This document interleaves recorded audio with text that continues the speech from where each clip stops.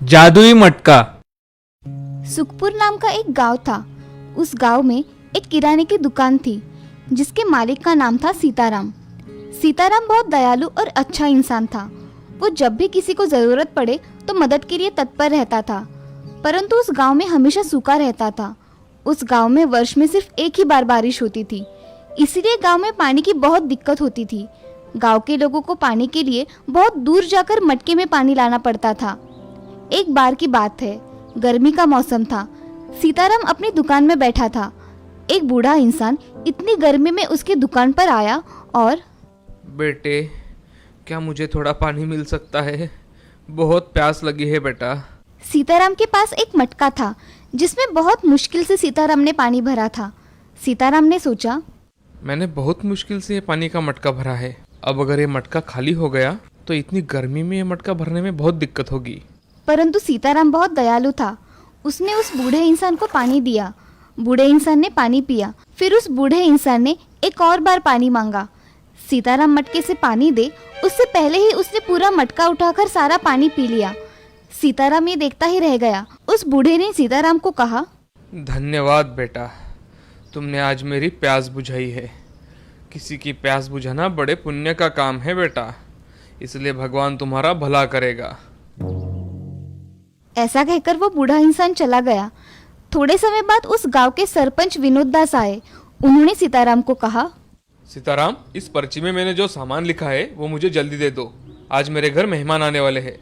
सीताराम ने पर्ची के अनुसार सामान देना शुरू किया। अरे सीताराम, थोड़ा पानी मिलेगा? बहुत प्यास लगी है भाई। सरपंच जी, मटके का पानी खत्म हो गया है, इसलिए मैं आपको पानी नहीं दे सकता। कितना झूठ बोलते हो सीताराम तुम। तुम्हारे पीछे का मटका तो पानी से भरा हुआ है। ये सुनकर जब सीताराम ने पीछे मुड़कर देखा तो वो आश्चर्य में पड़ गया। सीताराम ने सोचा, अभी कुछ देर पहले तो बूढ़े इंसान ने पूरा पानी खत्म किया था, तो अचानक ये क्या हो गया? उसने मजाक का बहाना कर विनोद दास को पानी दिया। पानी पीकर विनोद दास चले गए। विनोद दास के चले जाने के बाद सीताराम ने मटके को देखा तो वो मटका फिर से भर गया था। सीताराम को लगा कि ये जरूर भगवान का चमत्कार है। फिर उसने भी मटके से पानी पिया। मटका फिर से पानी से भर गया। सीताराम ये सब देख बहुत खुश हो गया। थोड़ी समय बाद सरपंच दौड़ते हुए उसके पास आया और उसके साथ उसकी बीमार एक लड़की भी आई थी जो कई हफ्तों से बीमार थी। सरपंच बोला, सीताराम, मेरी बेटी को अभी इस वक्त मटके का पानी दे दो। आश्चर्य से सीताराम बोला, ऐसा क्यों सरपंच जी? अरे सीताराम, मेरा पैर एक एक्सीडेंट में टूट गया था, जो सब दवाई लेने के बाद भी ठीक नहीं हो पा रहा था। परंतु तुम्हारे मटके का पानी मैंने जैसे ही पिया, मेरा पैर पहले की तरह हो गया। इसलिए मुझे तुम्हारे मटके का पानी दे दो भाई, जिससे मैं अपनी बेटी को ठीक कर सकूं। सीताराम ने ठीक ऐसा ही किया। मटके का पानी पीकर सरपंच की बेटी भी ठीक हो गई। ये देखकर सीताराम खुशी के मारे झूम उठा। पूरे गांव में ये बात फैल गई।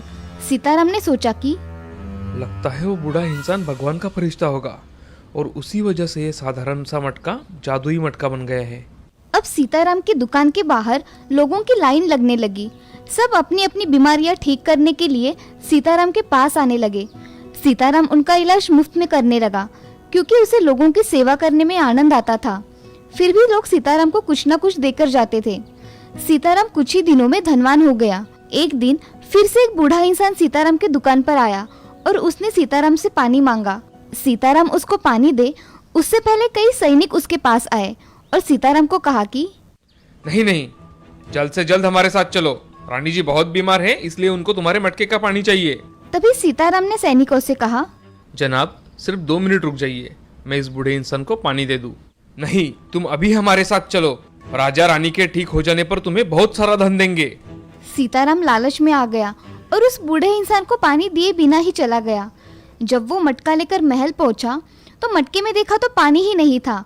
सीताराम बड़े आश्चर्य में पड़ गया। राजा ने उसे रानी को ठीक करने को कहा। तब उसने कहा कि महाराज, ये अचानक क्या हुआ? मटके में पानी ही नहीं है। राजा बहुत क्रोध में आ गए और धक्के मारकर सीताराम को राजमहल से निकाल दिया। राजमहल से निकलने के बाद सीताराम सोच में पड़ गया। लगता है वो बूढ़ा इंसान वही फरिश्ता होगा जो पहले मेरी दुकान पर आया था। मैंने आज उसको पानी दिए बिना ही धन के लालच में राजमहल चला गया। ये सब उसी का नतीजा है। सीताराम को बड़ी आत्मग्लानि हुई और उसने मटके की वजह से कमाया हुआ सारा धन मिलाकर एक पाइपलाइन बनाई जो गांव से दूर स्थित तालाब और गांव को जोड़ती थी। उस पाइप के जरिए गांव में अब पानी आने लगा, जिससे किसी को भी अब गांव से दूर तालाब में पानी भरने ना जाना पड़े और ना कोई भी व्यक्ति गांव में प्यासा रहे। देखा दोस्तों, हम जिंदगी में चाहे कितने भी सफल हो जाएं, हमें अपना वो स्वभाव नहीं छोड़ना चाहिए जिससे हम इतने सफल हुए हैं। बहुत समय पहले की बात है। एक बड़ा मेहनती किसान था। उस बार उसकी फसल भी बड़ी अच्छी हुई थी। आखिरकार मेरी मेहनत सफल हुई। उसने शहर की मंडी में काफी अच्छे मुनाफे से फसल बेची। 300 सोने की मुहरे। इस मोटी रकम के बारे में मैं किसी को नहीं बताऊंगा। घर आकर उसने धन जमीन में गाड़ दिया। बस अब इसे कोई नहीं चुरा सकता। कुछ दिन बाद 300 ही थी या ज्यादा? एक बार फिर से गिन के देखता हूँ। उसने दरवाजा बंद कर सौकल लगा दी। अब कौन आ टपका? मोहरे छिपा देनी चाहिए। उसने जल्दी से मोहरे थैली में भर दी। हे भगवान, कहाँ छिपाऊं इस थैली को? ये पतीला ठीक रहेगा। दरवाजे पर उसका मित्र खड़ा था। अरे दोस्त, मैं बाजार जा रहा था, सोचा शायद तुम्हें भी चलना होगा। हाँ हाँ चलो। इतने में उसकी पत्नी भी आ गई। भाग्यवान, मैं दोपहर तक आ जाऊंगा, खाना तैयार रखना। जल्दी में वह मुहरों वाली थैली की बात भूल ही गया। उसकी पत्नी रसोई में आई तो घर में पानी की एक बूंद भी नहीं है, मुझे पहले पानी लाना चाहिए। उसने एक पतीला उठाया। नदी की ओर जा ही रही थी कि अचानक उसे ख्याल आया। वो लौटने पर घर सूना पाएंगे तो चिढ़ेंगे। वाह, कसाई आ रहा है, बेचारा हमेशा मदद करता है। भैया, थोड़ा पानी ला दोगे? जरूर ला दूंगा बहन, लाओ पतीला। तुम घर जाओ, मैं पानी लेकर आता हूँ।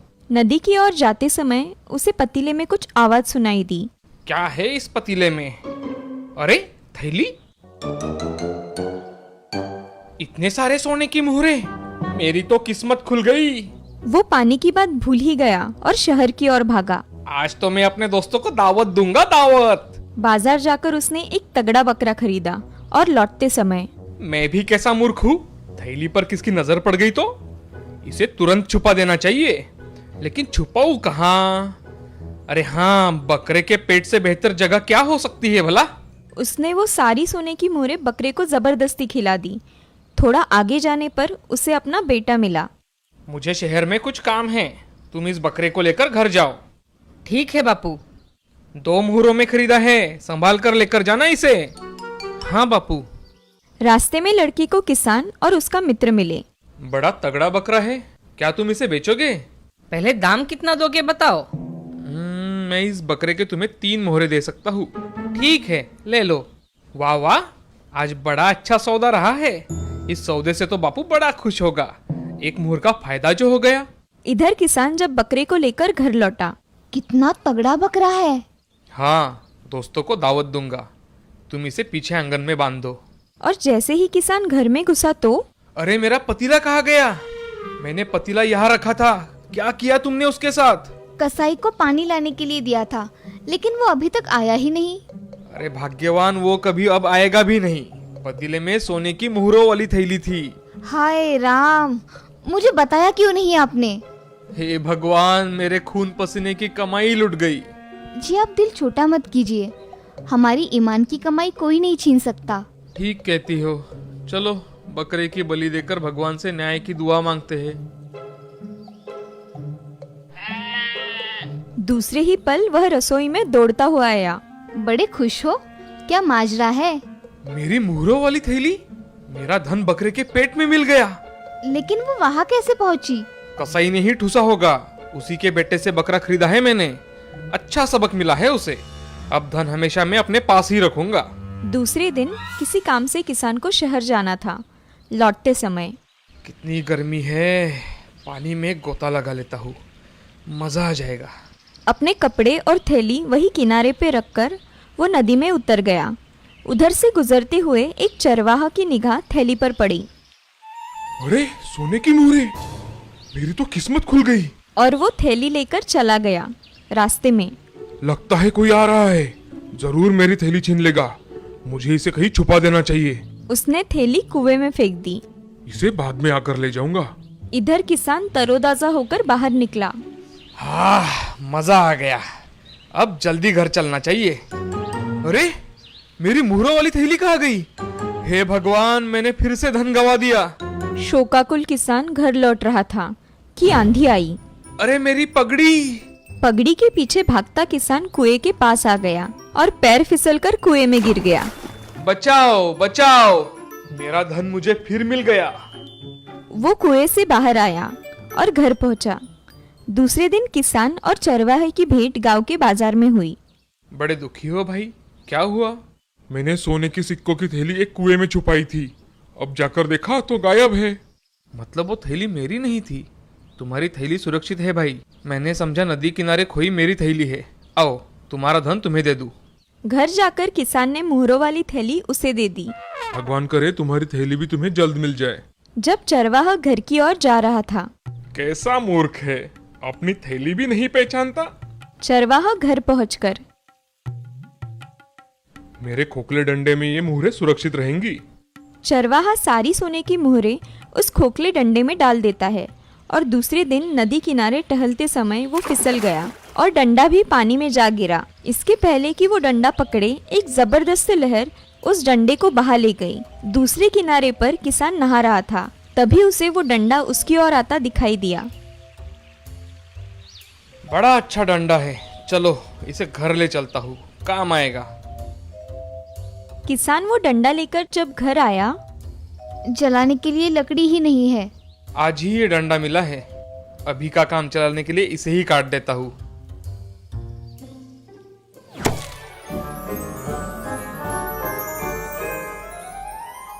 अरे मेरी मुहरें! मैंने 3 बार मेरी मुहरें खोई और तीनों बार मुझे मेरी मुहरें वापस मिल गई। ये सब भगवान की दया है। इस कहानी से हमें ये सीख मिलती है कि ईमानदारी की कमाई कभी कोई छीन नहीं सकता। भगवान तुम्हें वो हर हाल में वापस दे देता है।